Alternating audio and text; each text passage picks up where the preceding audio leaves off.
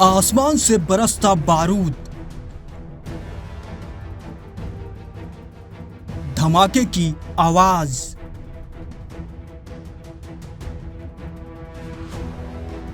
धुएं का उड़ता गुबार,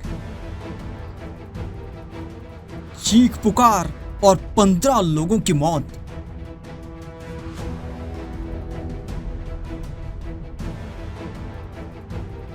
जब पूरी दुनिया की नजर इजराइल और ईरान युद्ध के बीच जारी भीषण युद्ध पर थी, उस वक्त यूक्रेन की राजधानी कीव में पुतिन के लड़ाके कहर बनकर टूटे।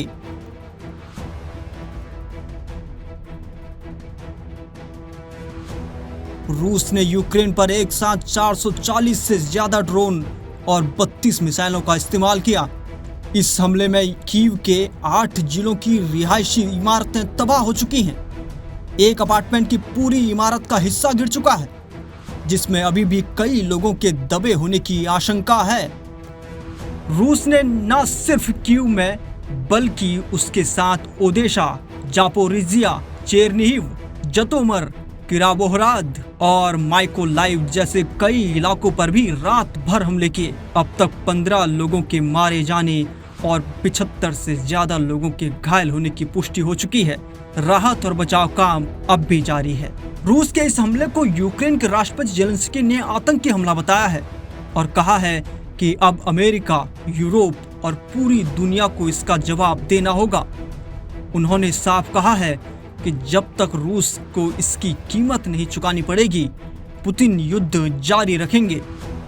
जेलेंस्की की इस चेतावनी के बाद रूस में अलर्ट जारी है, क्योंकि जेलेंस्की का गुस्सा कितना खतरनाक है ये रूस 1 जून को हुए ड्रोन अटैक से अच्छी तरह वाकिफ है। जब जेलेंस्की की सेना ने ड्रोन हमला कर रूस के कई एयरबेस को तबाह कर दिया था, जिसके बाद रूस अपनी युद्ध नीति को बदलने के लिए मजबूर हो गया और उसने हाल के हफ्तों में यूक्रेन के खिलाफ अपने हवाई हमलों को तेज कर दिया। एक ही रात में 479 ड्रोन और मिसाइलें दागी हैं। ये हमले न सिर्फ बड़े और ज्यादा हैं, बल्कि ज्यादा केंद्रित भी हैं और इस तरह से किए जा रहे हैं जिससे उन्हें रोक पाना बहुत मुश्किल हो जा रहा है।